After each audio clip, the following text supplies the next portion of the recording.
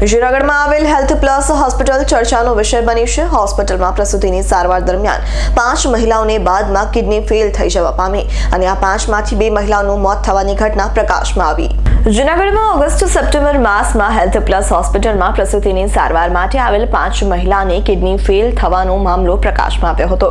Caesarean બાદ kidney fail થવાનો અહીં બનાવ બન્યો હતો. જે મહિલાઓના નામ છે હિરલ મિયાત્રા, સુમૈયા કચરા, હસીના લાખા, તૃપ્તિ કાચા અને હર્ષિતા બાલાસ. આ 5 મહિલાઓમાંથી હિરલ મિયાત્રા અને હર્ષિતા બાલાસનું વધુ સારવાર દરમિયાન મોત થયું હતું. આ મામલે જૂનાગઢ જિલ્લા આરોગ્ય વિભાગ દ્વારા પ્રતિક્રિયા અપાઈ હતી. જેમાં જણાવાયું હતું કે સમગ્ર મામલે હાલ આરોગ્ય વિભાગ દ્વારા તપાસ કરવામાં આવી રહી છે. હોસ્પિટલની બેદરકારી હતી કે પછી અન્ય કોઈ કારણ કે તે મામલે હાલ ઊંડાણપૂર્વકની તપાસ કરવામાં આવી રહી છે.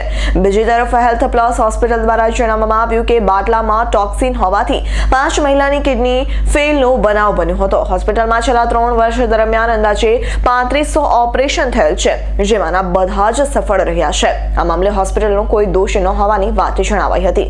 આ ઉપરાંત આ મામલે તેઓ દ્વારા જિલ્લા આરોગ્ય વિભાગમાં જરૂરી માહિતી પૂરી પાડી જાણ કરી હોવાનું પણ જણાવાયું હતું. હોસ્પિટલ તંત્ર દ્વારા એક મોતનું જ પુષ્ટિ કરે છે. માય સેલ્ફ સોહિલ સમા, હું ફાઇનાન્સ ડિપાર્ટમેન્ટ મેનેજ કરું છું health plus multi speciality hospital and research સેન્ટરમાં, જે જૂનાગઢમાં અવેલેબલ છે. સર, ખાસ કરીને જે હવે એના વિશે છે ને હું તમને એક શોર્ટ સિમ્પલમાં બધી વસ્તુ કહેવા માંગીશ. જોવા જઈએ તો ઘણું બધું ડીપલી છે આમાં. હવે આ બનાવ બનેલું છે 4 મહિના પહેલાનું.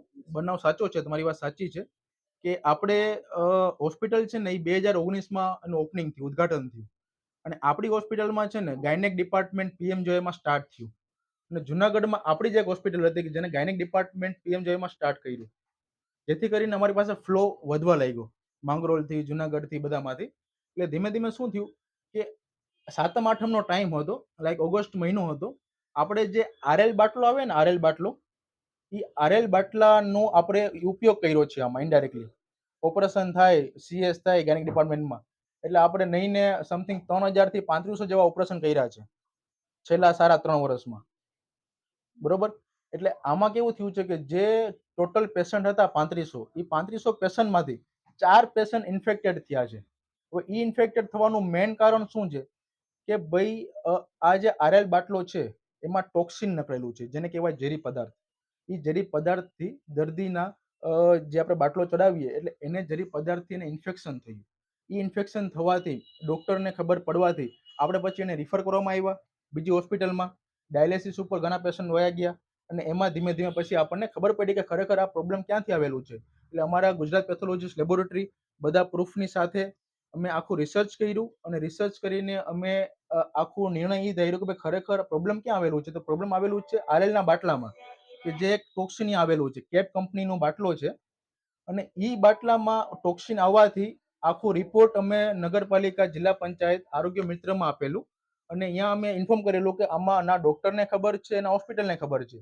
RLના બાટલામાં ટોક્સિન છે જોવાથી કોઈને ખબર પડી શકે નહીં. એટલે આમાં ફોલ્ટ ના હોસ્પિટલનું છે કે ના ડોક્ટરનું છે. એટલે એ આખું રજૂઆત કરીને અમે જિલ્લા પંચાયતમાં કલેક્ટર સાહેબને આપી દીધું છે, બરોબર. એના ઉપરથી પછી એ લોકોએ આખું આગળ કેસ સ્ટાર્ટ કરી દીધું છે. એટલે ના આમાં હોસ્પિટલ ફોલ્ટમાં છે ના ડોક્ટર ફોલ્ટમાં છે. બાકી ખરેખર આપણી હોસ્પિટલમાં જે 3500 ઓપરેશન થયેલા છે એમાંથી માત્ર 4 ઇન્ફેક્ટેડ થયા છે ને એ 4માંથી ખાલી માત્ર એકનું જ મૃત્યુ થયેલું છે. અને એ મૃત્યુ એટલા માટે થયું છે because she was very highly diabetic patient and very intensively high risk delivery અને સર્જરી હતી, એટલા માટે થયેલું છે, બરોબર. ત્યારે ઓગસ્ટ-સપ્ટેમ્બરમાં બનેલા બનાવમાં અચાનક પ્રકાશમાં આવતા અનેક સવાલો ઉદ્ભવી રહ્યા છે. જવાબદાર તંત્ર દ્વારા આ મામલે કોઈ જ દોષિત ઠરે તેની કેટલી વહેલી તકે સજા કરશે તે હવે જોવું રહ્યું. વધુનો રિપોર્ટ S9 ન્યૂઝ, જૂનાગઢ.